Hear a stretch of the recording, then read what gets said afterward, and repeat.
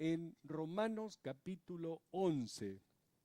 Ya hemos llegado al capítulo 11 del libro de Romanos, escrito por el apóstol Pablo. Recuerdan, Pablo estaba en Corinto cuando escribió esta carta a la iglesia de Roma. Creo que era más o menos el año 57 después de Cristo, unos 20 y pico de años después de la muerte de Cristo. El capítulo 11 realmente es la continuación del capítulo 10. Pablo continúa con el mismo tema de la salvación de los judíos. Ustedes saben, y esto algunos no lo saben, pero yo sé que muchos de ustedes saben que los escritos originales, la Biblia, no estaban divididos en capítulos y en versículos. Los capítulos y versículos fueron agregados por el hombre, por supuesto, para ayudarnos a tener referencias en las Escrituras, a tener referencias en los pasajes. Pero a veces tenemos la tendencia, en las iglesias y también en nuestros hogares, a solamente leer un capítulo y parar, y luego empezar otro capítulo. Y con esto no continuamos en la misma idea, con el mismo concepto. Pero debemos recordar que en el original esta era una carta continua. Romanos es una carta escrita por el apóstol Pablo a la iglesia de Roma. De manera que las divisiones de capítulos y versículos han sido agregados solo como ayuda y para referenciar los pasajes. Pablo aquí sigue con el mismo tema que comenzó en el capítulo 9, sobre la salvación del pueblo judío. Y en Romanos capítulo 11, versículo 1, leemos: digo pues, ¿ha desechado Dios a su pueblo? En ninguna manera, porque también yo soy israelita, de la descendencia de Abraham, de la tribu de Benjamín. ¿Recuerdan? Dios en el Antiguo Testamento, en el libro de Deuteronomio, había dicho que se iba a manifestar a los gentiles, a los no judíos, y que iba a extender sus manos a un pueblo rebelde e insensato. Pablo ahora aquí dice: digo pues, ¿ha desechado Dios a su pueblo? ¿Los ha rechazado? ¿Se ha olvidado de ellos? Y la respuesta es: en ninguna manera. Ahora, desgraciadamente, hay ciertos teólogos que aseguran que Dios ha desechado a los judíos y se empeñan en hacer las promesas de Dios a Israel aplicables a la iglesia de Cristo. Y todas las profecías que se relacionan con Israel, ellos las relacionan con la iglesia. Y como consecuencia, tienen una total confusión en lo que se refiere a las profecías. También se habla mucho acerca de las 10 tribus de Israel perdidas. No sé si han escuchado sobre eso. De lo cual no hay ninguna referencia bíblica, porque cuando en San Mateo capítulo 10 Jesús envía a los discípulos a las ovejas perdidas de la casa de Israel, no dice nada sobre las 10 tribus, porque aquellos que estaban perdidos, las ovejas perdidas de la casa de Israel, el Señor sabe exactamente dónde están y quiénes las comprenden. En el libro de Apocalipsis leemos que el Señor enviará 12.000 de cada tribu, 12.000 de cada una de las 12 tribus, para preservar a los judíos de los juicios de Dios. Pero de nuevo, tratar que la iglesia sea Israel, eso es antibíblico. La pregunta aquí es: ¿ha desechado Dios a su pueblo? ¿Ya ha terminado Dios con ellos para siempre? Y la respuesta de Pablo es: en ninguna manera.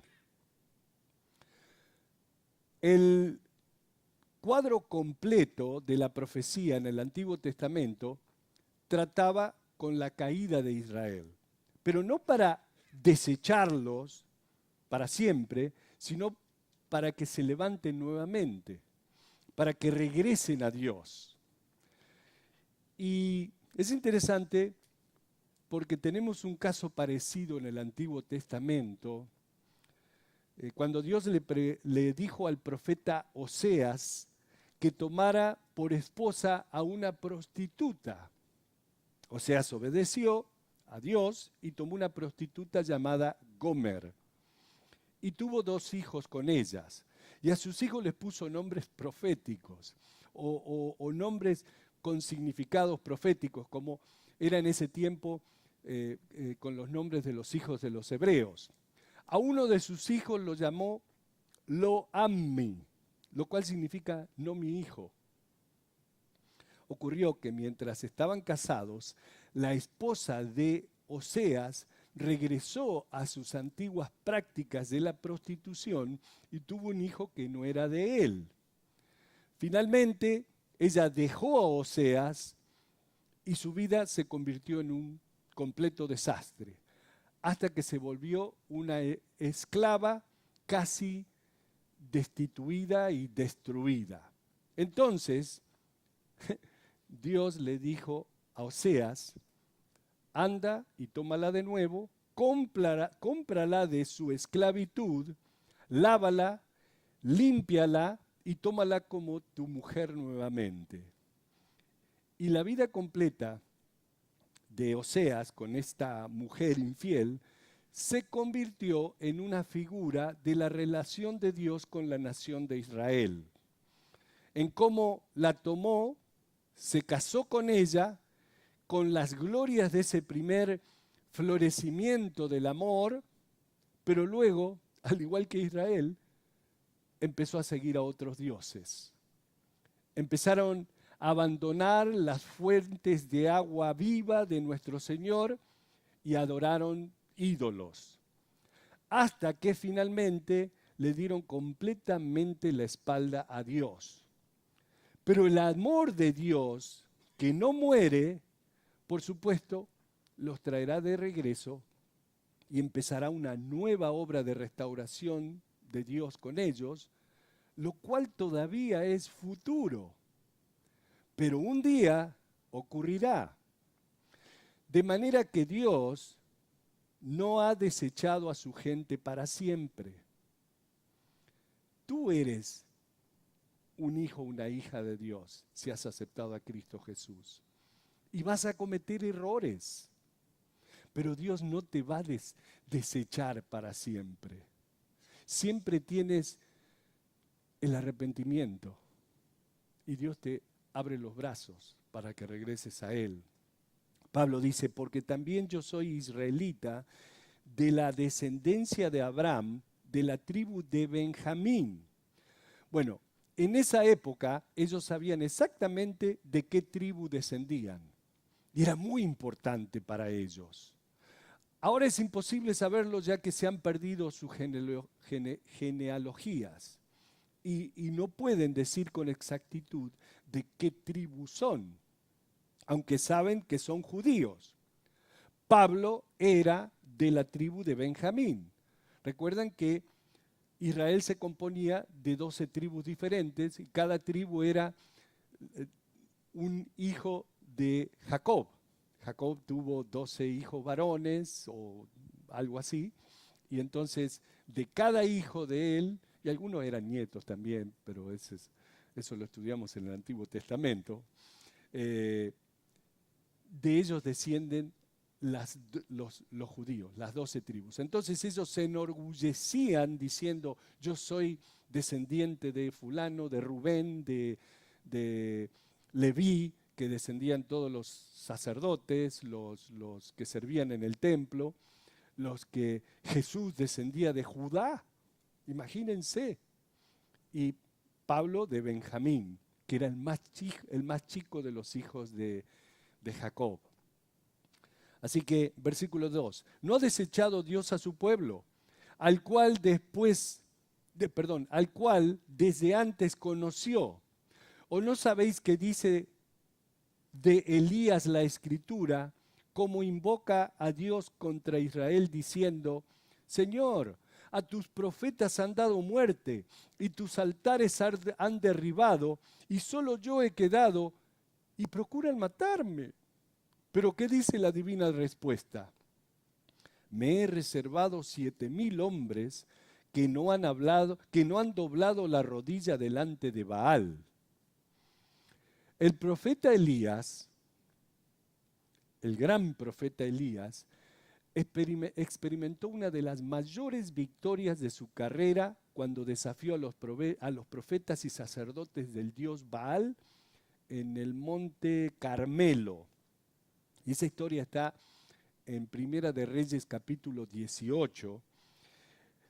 Ahí leemos que Elías envió a los 450 sacerdotes y profetas de Baal que construyeran altares a sus dioses y les dijo: ustedes pueden orar a sus dioses y yo oraré al Dios viviente, y el Dios que responda con fuego será Dios.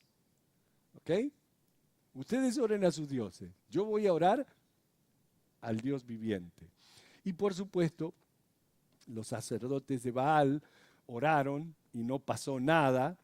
Elías oró y Dios envió fuego y consumió la ofrenda, el altar y todo lo demás. ¿Qué hizo Elías? Tomó a los sacerdotes de Baal y en ese mismo momento de victoria descendió al arroyo de Sison y los mató, los degolló. Mató a los 450 profetas y sacerdotes de Baal. Pero al día siguiente, cuando Jezabel, ¿recuerdan Jezabel? La esposa del perverso rey Acab, se dio cuenta lo que Elías había hecho, dijo: Dios me haga lo mismo también si no tengo la cabeza de ese hombre. Prometió matarlo. Cuando Elías se enteró lo que Jezabel había dicho, huyó de miedo. Después de tener una tremenda victoria contra 450 hombres, salió corriendo por temor a esta mujer, lo cual, saben, es muy común.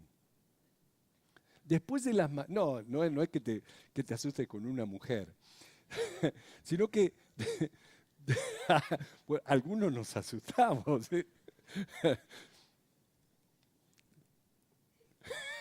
Mejor me callo. Pero después de tener una tremenda victoria contra 450 hombres, después lo que quería ir, después de las mayores victorias, muchas veces vienen las mayores pruebas.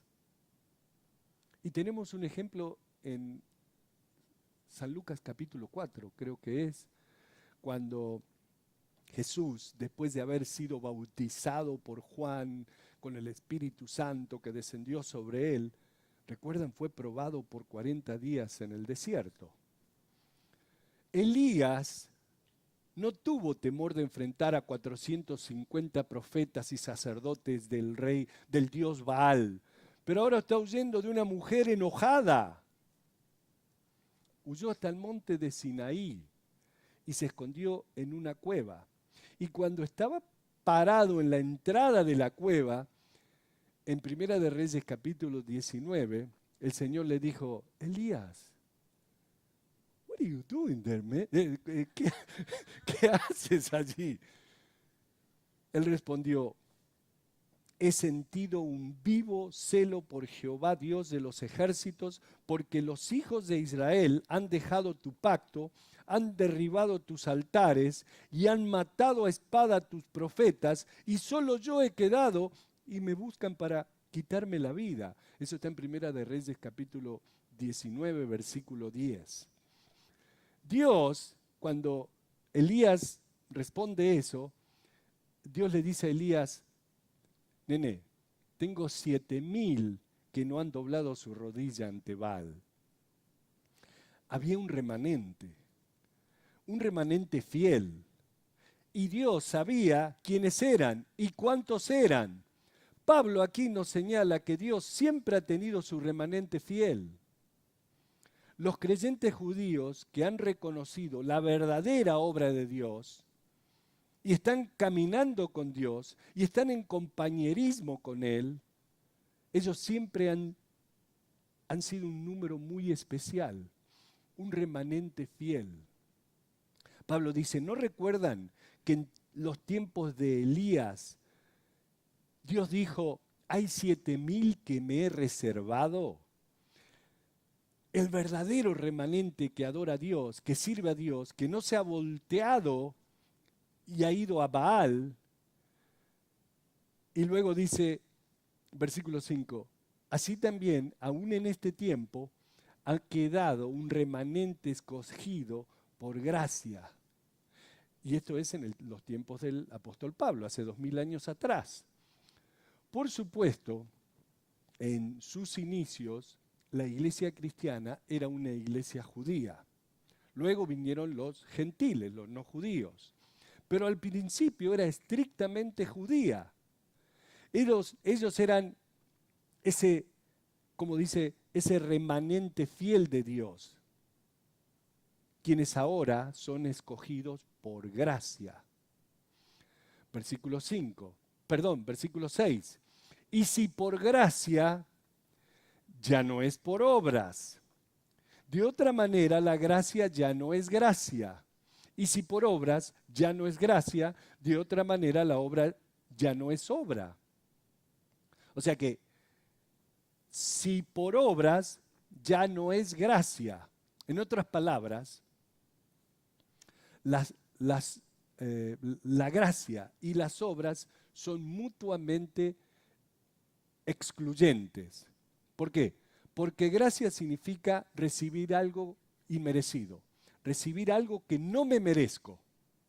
Me merezco la muerte, por misericordia de Dios me perdona la muerte y por gracia de Dios me da vida eterna, perdón de pecados, el Espíritu Santo pasa a vivir dentro de mí, que es algo que no me merezco, pero por gracia Dios me da eso, es un regalo de Dios.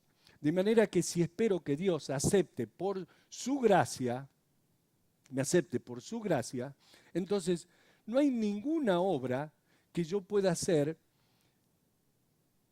o sea, ninguna obra que me pueda ser aceptable. Y si estoy buscando que Dios me acepte por mis obras, entonces la gracia no tiene afecto en mi vida, porque son mutuamente excluyentes. Pero aún así, hay quienes están continuamente tratando de hacer una combinación de las dos. Salvado por gracia, pero déjenme hacer mis obras. Les gusta hacer sacrificios que Dios no nos pide.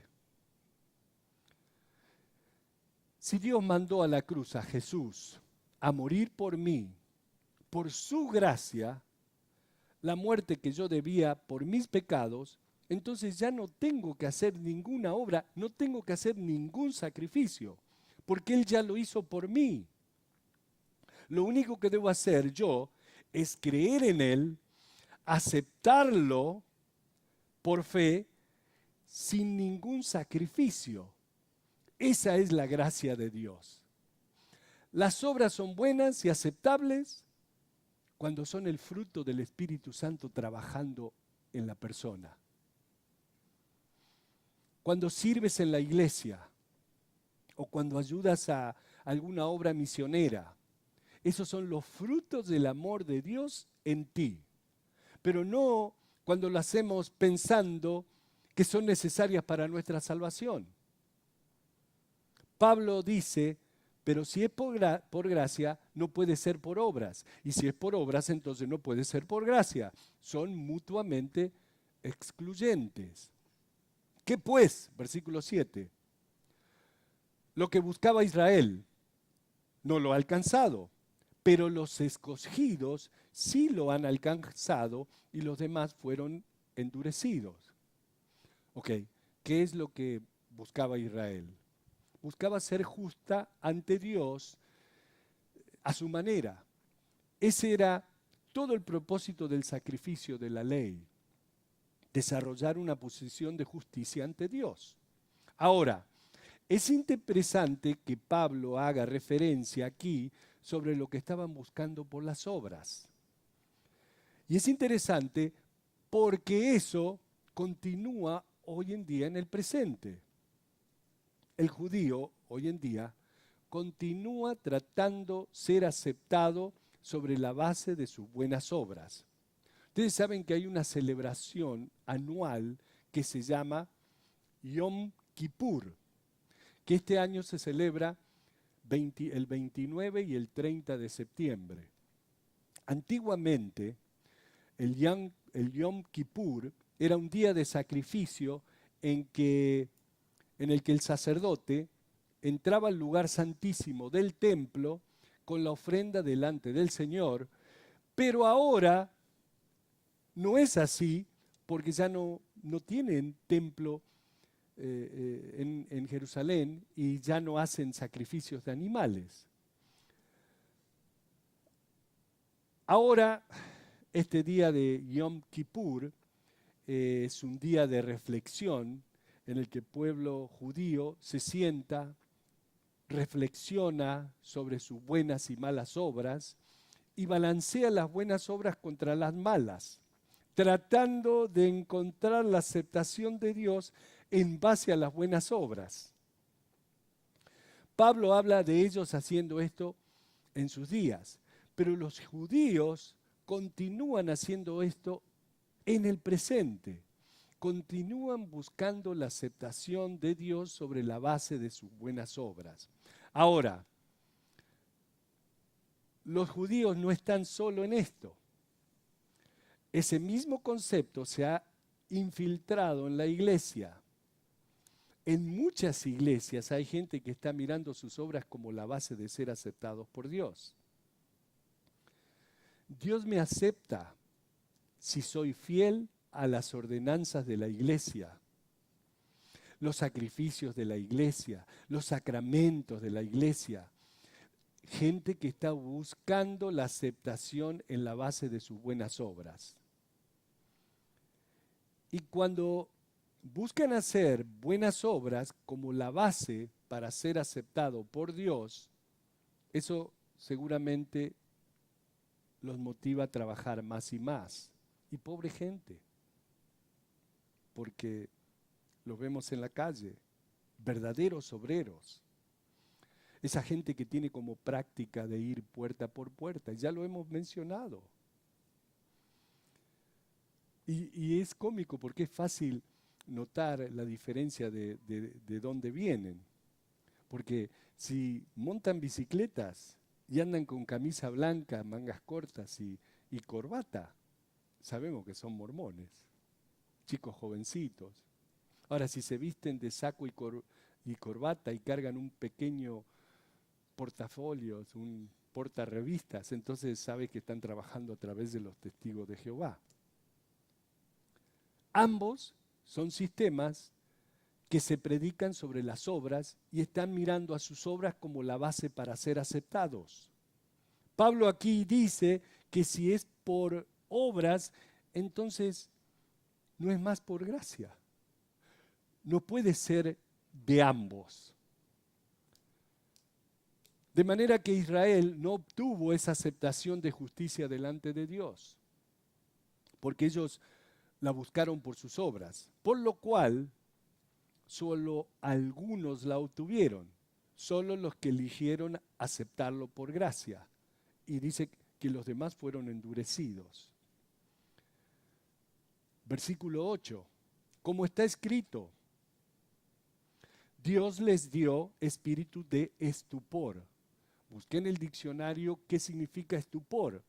Les dio un espíritu insensato, cruel. Y luego dice, ojos con que no vean y oídos con que no oigan hasta el día de hoy. O sea, ¿quieres creer así? ¿Quieres hacer todos esos sacrificios, esas obras y todo eso? Ok, hazlo. Y Dios te deja que pienses de esa manera. Y Pablo aquí empieza a usar pasajes del Antiguo Testamento para comprobar su punto. Y me puse a pensar, los estudiantes de nuestro instituto bíblico saben que ese es un buen sistema de enseñanza. Cuando un pastor hace una exposición y luego te da 2 o 3 versículos para confirmar esa exposición. Pablo aquí cita primero del profeta Isaías en el versículo 8 y luego del rey David, versículo 9. Fíjense, y David dice, se ha vuelto su convite, se ha vuelto su banquete, su fiesta, en trampa y en red, en tropezadero y en retribución. Se han endurecido sus ojos para que no vean y agóbiales la espalda para siempre. Digo pues, ¿han tropezado los de Israel para que cayesen? En ninguna manera, pero por su transgresión vino la salvación a los gentiles, para provocarles a celos, y si su transgresión es la riqueza del mundo y su defección la riqueza de los gentiles, ¿cuánto más su plena restauración? ¡Wow! En otras palabras, por la caída de Israel, del favor divino, en el sentido de que Dios los deja por ahora de lado para poder trabajar su obra de gracia, de bondad y de amor hacia nosotros, hacia los gentiles. Pablo dice, y si su transgresión es la riqueza del mundo y su fracaso es la riqueza de los gentiles, ¿cuánto más será la plena restauración de Israel? Dios va todavía a trabajar con ellos. No ha terminado con ellos. Y cuando la plenitud venga y Dios empiece a trabajar de nuevo con Israel, si su caída trae esa gloria al mundo gentil, ¿cómo será cuando Dios los restaure? Cuando restaure a Israel. Versículo 13, porque a vosotros hablo gentiles, y ahora para nosotros, ¿ok? Por cuanto yo soy apóstol a los gentiles, honro mi ministerio. ¿Ok? Pónganse las pilas, nos dice. Y ahora nos está hablando a nosotros, a los gentiles. Y se llama a sí mismo el apóstol de los gentiles. Por supuesto, sabemos que Pablo pagó un precio muy alto por su posición como apóstol de los gentiles. Pablo recibió todo tipo de burlas de la gente, especialmente de los judíos. Les decía,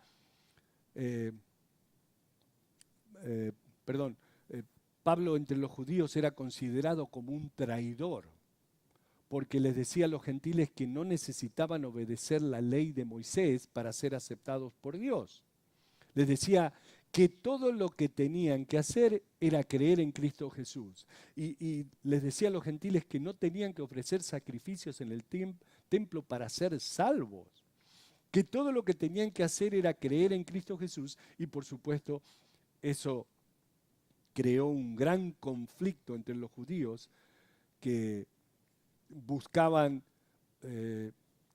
su justicia ante Dios por medio de la ley. De manera que Pablo era una amenaza para ellos. Incluso hoy en día, para muchas iglesias y sistemas eclesiásticos, la declaración de que una persona pueda ser salva a través de su fe en Cristo Jesús únicamente, hoy en día es una amenaza. Hay iglesias que enseñan que uno es nacido de nuevo cuando es bautizado de niño y que luego en su confirmación solo está confirmando su salvación del bautismo infantil. Y si le hablas de que eres salvo solo por creer en Cristo Jesús, te corren de la iglesia y te acusan de blasfemo. A mí me pasó. Pablo, aquí, magnificando su posición como apóstol, nos dice, versículo 14, por si en alguna manera pueda provocar a celos a los de mi sangre y hacer salvo a alguno de ellos. ¿Y saben por qué dice esto? Porque Pablo seguía sintiendo un amor tremendo por su gente, por los judíos. Esto nos recuerda lo que dijo en el capítulo 10, en el versículo 1. Hermanos, ciertamente la